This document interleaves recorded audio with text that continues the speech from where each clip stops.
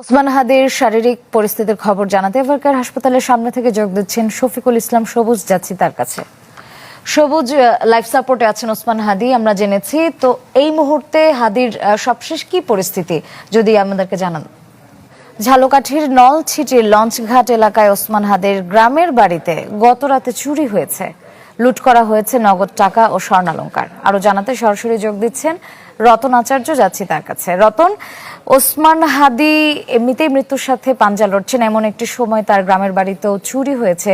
তো কি কি চুরি হয়েছে এবং তার পরিবারের আসলে এই মুহূর্তে কি অবস্থা সার্বিকভাবে জানাবেন।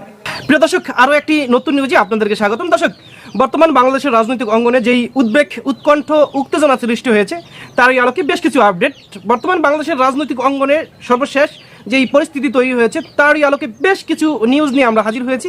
দর্শক, মূল ভিডিওতে চলে যাওয়ার আগে আপনাদেরকে অনুরোধ করব, আমাদের চ্যানেলে নতুন হয়ে থাকলে সাবস্ক্রাইব করে পাশে থাকা বেল আইকনটিতে অল দিয়ে রাখুন। আর নিত্য নতুন এই ধরনের ভিডিও পেতে আমাদের ভিডিওতে লাইক দিয়ে আমাদের সাথেই থাকুন। চলেন দর্শক, আমরা মূল ভিডিওতে চলে যাই। ঝালকাঠির নলছিটির লঞ্চঘাট এলাকায় ওসমান হাদির গ্রামের বাড়িতে গত রাতে চুরি হয়েছে, লুট করা হয়েছে নগদ টাকা ও স্বর্ণালংকার। আরো জানাতে সরাসরি যোগ দিচ্ছেন রতন আচার্য। যাচ্ছি তার কাছে। রতন, ওসমান হাদি এমনিতেই মৃত্যুর সাথে পাঞ্জা লড়ছেন, এমন একটি সময় তার গ্রামের বাড়িতেও চুরি হয়েছে।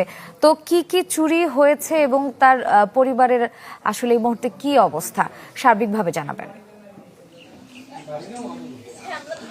শ্রেয়া, আপনাকে ধন্যবাদ। আপনি জানেন যে ওসমান হাদি ঢাকায় গুলিবিদ্ধ হয়ে হাসপাতালে ভর্তি রয়েছেন এবং মৃত্যুর সাথে পাঞ্জা লড়ছেন। সেই মুহূর্তেই কিন্তু তার যে গ্রামের বাড়ি রয়েছে ঝালকাঠি জেলার নলছিটি উপজেলার যে লঞ্চঘাট এলাকা, সেই লঞ্চঘাট এলাকায় গত রাতে চুরির ঘটনা ঘটেছে। পার্শ্ববর্তী যে রয়েছেন তিনি গত রাতের যে 5টার দিকে ঘুম থেকে উঠে দেখে দুটি লোক দৌড়ে পালিয়ে যাচ্ছেন। তখন সে চোর চোর করে ধাওয়া দিলেও তাকে ধরতে পারেনি। পরবর্তীতে তিনি যার কাছে চাবি রয়েছেন, আপনি জানেন যে গতকালকে যখন ওসমান হাদি গুলিবিদ্ধ হন তখন এই খবর শুনে কিন্তু তার বোন এবং ভগ্নিপতি এই বাড়িতে ছিলেন। এই বাড়ি থেকে কিন্তু তারা তালা দিয়ে চলে যান এবং চাবিটা পাশের বাড়ির একজনের কাছে রেখে যান। তো যে লোক দেখেছিল সেই লোক পাশের বাসায় যখন চাবি রাখছে সেই বাসায় জানায় এবং জানানোর পরেই কিন্তু সে তার বড় বোনকে ফোন দেয়, যে ওসমানদের বড় বোনকে ফোন দেয়। সে বড় বোন এসে ভিতরে ঢুকে দেখে যে স্টিল আলমারি ভাঙা এবং তার টাকা এবং কিছু গহনা খোয়া গেছে বলে সেরকম দাবি করেছেন। তো এখানে প্রশাসন ওসমান হাদির শারীরিক পরিস্থিতির খবর জানাতে এভারকেয়ার হাসপাতালের সামনে থেকে যোগ দিচ্ছেন শফিকুল ইসলাম সবুজ। যাচ্ছি তার কাছে। সবুজ, লাইফ সাপোর্টে আছেন ওসমান হাদি, আমরা জেনেছি। তো এই মুহূর্তে হাদির সবশেষ কি পরিস্থিতি যদি আমাদেরকে জানান। সকাল থেকে এখন পর্যন্ত কিন্তু এভারকেয়ার কর্তৃপক্ষ কিংবা তার চিকিৎসক দলের সদস্য যারা রয়েছেন তাদেরকেও কিন্তু হাদির যে শারীরিক অবস্থা সে বিষয়ে এখন পর্যন্ত কোনো আপডেট জানাননি। তবে হাদির বন্ধু সহযোদ্ধা জুলাই আন্দোলনের যারা হাদির সাথে রাজপথে ছিলেন এবং জুলাই পরবর্তী সময় তাদের কয়েকজন বেরিয়ে গণমাধ্যম সহ আমাদের সাথে তাদের কথা হয়েছে। তারা যে তথ্য আমাদেরকে দিয়েছেন, হাদি চিকিৎসা গ্রহণ করছেন বা চিকিৎসা নিচ্ছেন। তবে গতকাল ডাক্তারের পক্ষ থেকে যে তথ্য দেওয়া হয়েছিল ঢাকা মেডিকেল কলেজ থেকে, সে তথ্যই আসলে এখন পর্যন্ত যদি আমরা বলি যে চিকিৎসকরা কি বলছেন সেই তথ্যই কিন্তু এখন পর্যন্ত বলবৎ রয়েছে বলে এতটুকু আমরা মনে করি।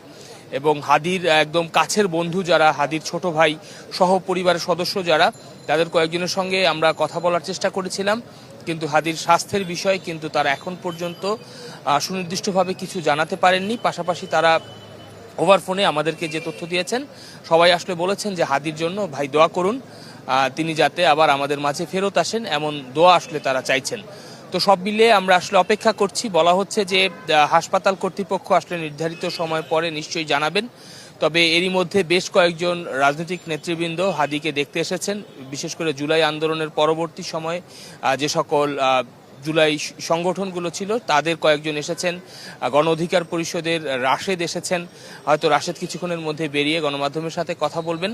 তবে চিকিৎসকদের এখন পর্যন্ত যেহেতু কোনো বক্তব্য পাওয়া যায়নি, তাই সুনির্দিষ্টভাবে বলা কঠিন। ঢাকা মেডিকেল থেকে এভারকেয়ার হাসপাতালে নিয়ে আসার পর জুলাই যোদ্ধা ইনকিলাব মঞ্চের মুখপাত্র ওসমান হাদির শারীরিক অবস্থার সবশেষ কি অবস্থায় এখন রয়েছে।